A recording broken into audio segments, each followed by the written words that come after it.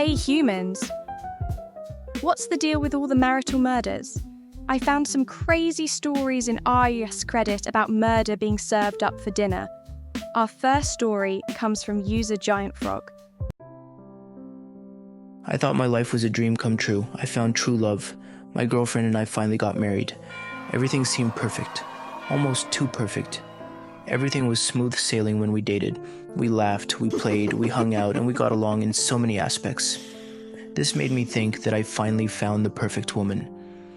But everything changed after wedding day. After the wedding, she changed a lot. That warm, beautiful smile she used to have, gone. The light in her eyes left, and her whole vibe just got way more serious, almost like her heart turned cold. It felt weird. I couldn't understand why she changed so fast. We went on our honeymoon, but it really felt off. It did not feel like I was with someone who I know. It felt like I was with a totally different person. As soon as we got home from our honeymoon, I got sick. The coughing started, and then it never stopped. Before being married, I was rarely ever sick. I didn't think much of it, but it definitely began to impact my life. This has never happened before I got married. I thought I picked something up during our honeymoon. But the coughing never stopped, and somehow it became normal to me. Not only was my wife cold and felt like a different person from the one I used to date, but here I am, also chronically sick. I've got this never-ending coughing, can't think straight most days, and had to do my best to survive to make it through each day, especially at work. Then the fateful day arrived that made me question everything I knew about my wife. A buddy of mine came over to hang out at me and my wife's house. He showed up hungry, so I told him he could make a sandwich. He grabbed everything he needed from the fridge. He placed it all on the table, and as he was putting the last item, the mayonnaise, on the table, my wife saw this and beelined towards him. She snatched the mayo of his hands and walked towards me. She then gave me the mayo and said, No one, and I mean no one, can eat this mayo but you. Me and my buddy looked at each other with pure bewilderment in our eyes and confused on why she did such a thing. It's only mayonnaise. My buddy went on to make a dry sandwich instead and continued with hanging out. After my buddy left, I kept wondering why she did that. All I could think was, she's trying to poison me, isn't she? And I didn't want to think like that, but it did start to eat at me. The more I thought about it, the more it made sense. See, she was a widow before we met. She told me that her late husband died of unknown circumstances and she inherited his life insurance, so she was doing fine, able to take care of herself. The more I thought about it, the more it made sense. I kept asking myself over and over again, did she kill her last husband? Has she been trying to kill me? I started thinking about how sick I got when we moved in together. My brain always felt slow and foggy, making me rest most of the time. I noticed that whenever I am sick in bed, she takes care of me more than she should, making me feel comfortable when I was feeling weak. It was like the only time she was loving, kind, and lovely was when I was in bed feeling like pure garbage. And the more I connected the dots, the more I realized the hard truth. I think she's trying to kill me. Paranoia took over. The idea of her trying to kill me became unavoidable, and I finally got to the point that I could not stand being in the same space. I knew in my heart that everything was over. Things became tense and weird between us. I was not comfortable around her anymore. I want to know why he didn't leave immediately. Why would he stick around when he say the writing on the wall, as so many humans say? I made a decision to split up with her. Weirdly enough, she agreed and let me go. I live in Canada, and they have a law that says you have to wait for over a year to divorce your spouse after separation. While I waited things out, lo and behold, my sickness disappeared. I went on with my life, trying my best to keep my mind together. After months of not speaking, she called. I stared at my phone, dreading talking to her, but eventually answered it. Hello? Hey, I need to know something real quick. What? I need to know if you have life insurance or not. Why? I have some paperwork I have to fill out for work, and they are asking about your insurance. Okay, sure. Yeah, I have some. She gets my details and then hangs up. It was such an eerie phone call. It felt really weird that months have passed since we talked to each other, yet all she wanted to know was my life insurance.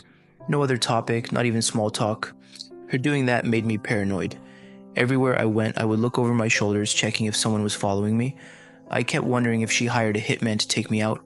She never said anything about her wanting my life insurance per se, but I found out that if I died, she had the right to collect a second federal survivor's benefit from the government with my life insurance. Just collect mine and her former husband's money without a problem.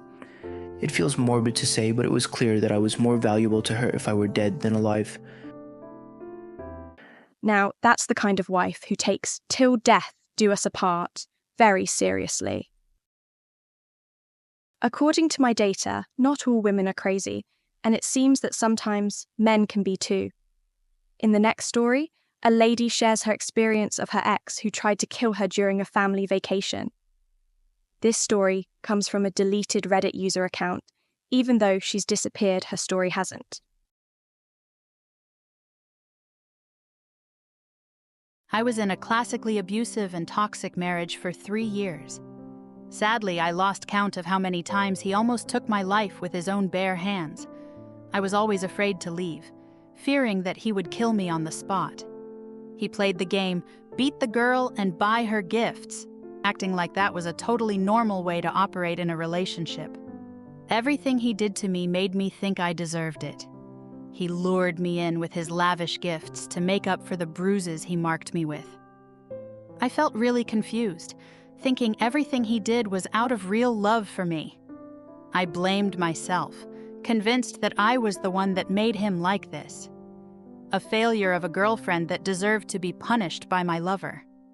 It wasn't always bad. It seemed like we had good times and bad. During one of our good seasons, we decided to go on a little vacation in a nearby city with his family.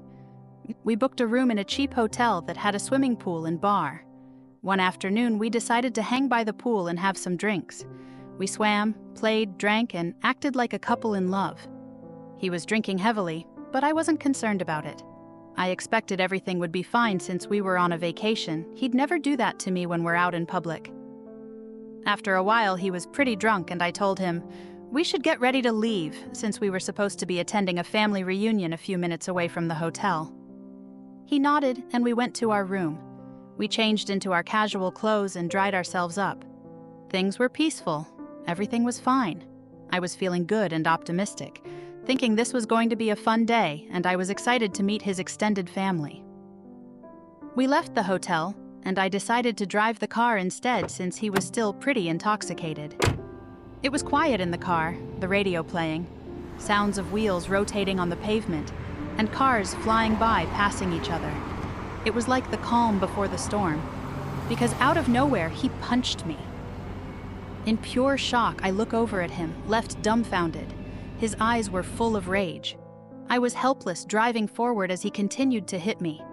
I tried my best to control the car and not swerve out of control. I struggled to get the car to the side of the road so I could escape. I was finally able to park, but I was still in a dangerous spot, being a trapped punching bag in the vehicle.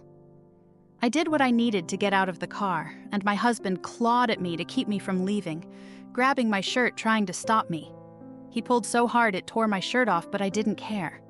I shoved the door open in panic, fearing for my life. The only thing I cared about was getting away from him. I was in pain, trying to catch my breath. I looked at him inside the car. He was screaming at me to get back in the car. Out of anger, he punched the car's windshield. I flinched when he did that. I couldn't make sense of his behavior. While watching him lose his mind, I felt a gentle touch on my shoulder. A random man who was working nearby saw everything. He tried to cover me with an extra shirt he brought over for me. My boyfriend saw the man helping me, and scared that he'd get in trouble, got out of the car and ran away from the scene. The sense of relief took over me. I felt safe knowing he was gone. The man who helped me asked, "Are you okay?" Though we both knew I was not, I answered, "Yes, I'm okay." I don't know why I lied. I was in pain and helpless. After a good 10 minutes of the guy checking on me and making sure everything was all right, he left and went back to his work. He did not call the cops, neither did I. I wish he did. I wish I did. I went back to the car and drove off. My chest felt heavy and I needed to talk to someone after what happened, so I called my best friend. I took my phone out and rang him. Hey, what's up? Hey. So, I just got into a situation with... What happened? I was driving us to his family reunion, and out of nowhere he punched the windshield of my car. Excuse me? Did he hurt you? Oh, no, not at all. Why did he do that? Where is he? I pulled over, totally freaked out. He got off the car and ran off.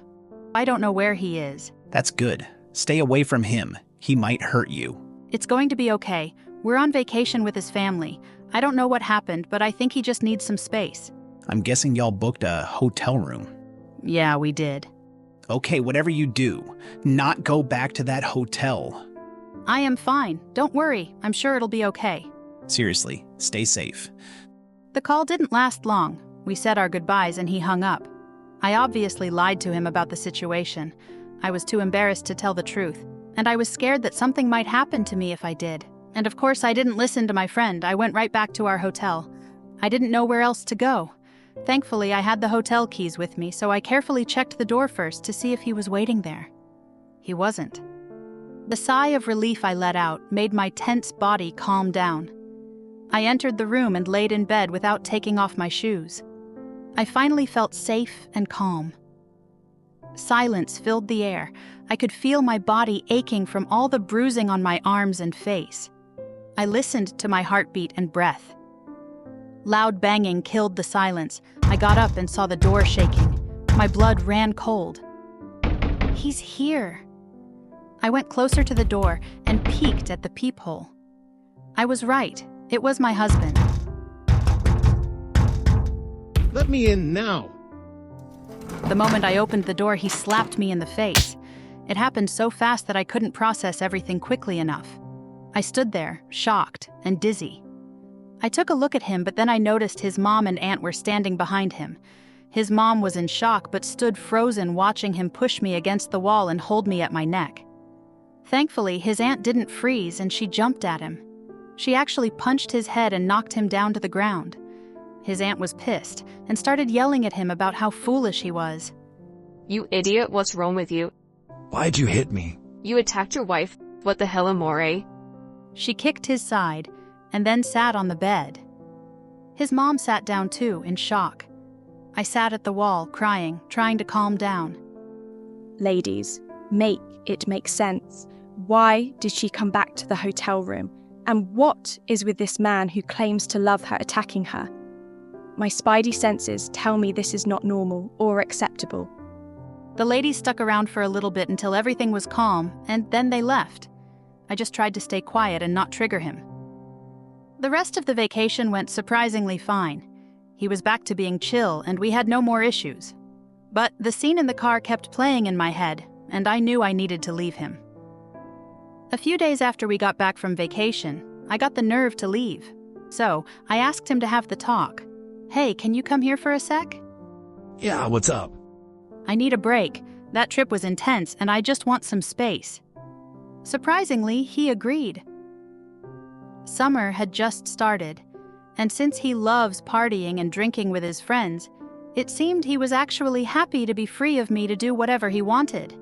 So I moved out, never intending to go back to him. So far, so good. A few weeks later, she shares an update about how things are going.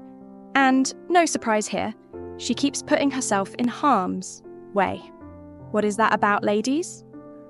A few weeks passed and he didn't call me or try to see me. I'd send him a text every so often to check in, just so he didn't think I was trying to stay away for good. I wanted him to think he still had control of our relationship, and it surprisingly kept him away. It was nice, and I let myself start hanging out with friends and getting out in the world. I started to work with a lawyer so I could get a divorce, and things felt like they were finally looking up. Then I met a guy. We started hanging out. He was hot, sweet, and treated me like a princess. I felt happy again. I fell for him, immediately. He knew about my ex, but didn't know about the abuse. One day, my husband called me. Not wanting to create any issues, I answered, "Hello? What are you up to? I'm getting ready to go to the movies with a friend." Who? "Just some guy I met. He's just a friend." There I went, being honest with him. I didn't know where he was or what he was going to do, but I had a feeling I everything up.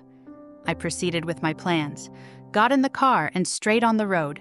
As I was driving to my new friend's house, I saw my ex's car in the distance coming toward me. He saw me, I saw him and thought, shh. He made a U-turn after I passed him and started speeding to catch up with me on the highway and was following me. I sped up, trying my best to get away. I finally arrived at the guy's house. I parked my car recklessly, got out of the car, and ran as fast as I could to his door. Thankfully, it was open. I got in the second my husband almost reached me. I could see how angry he was. It was like I could see his blood boiling. I slammed the door on him, locking it from the other side. He was pounding on the door like a madman. Open up. Let me in. My new guy friend immediately called the cops. Before the cops arrived, he gave up and left. We heard him get in his car and drove off. When the cops arrived, nothing was done with him since there was no real damage that happened on the property. That was the last time I saw him. Some friends in our circle told me he's gotten addicted to meth and is pretty strung out lately. Even though he stays away, he does still message me randomly telling me that I should go back to who I was and telling me what a horrible person I am. With everything he's done to me, never once has he said sorry or apologized to me. Ladies, get out before this happens. I may not know what love is, but I can't imagine this is it. Why would anyone put up with this abuse for so long? I hope she learned her lesson and stays away from toxic, abusive a-holes. Before we end, hit that subscribe button and explain to me why humans operate this way in the comments below. Help make it make sense.